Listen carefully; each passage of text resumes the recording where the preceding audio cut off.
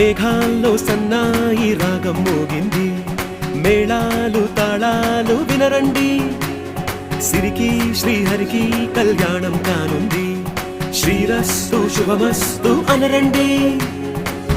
అచ్చ తెలుగింట్లో పెళ్లికి అర్థం చెప్పారంటూ, మెచ్చదగు ముచ్చట ఇది అని సాక్ష్యం చెబుతామంటూ, జనులంతా జై కొట్టేలా జరిపిస్తామండి. అందాల కుందనపు బొమ్మవని జత చేరు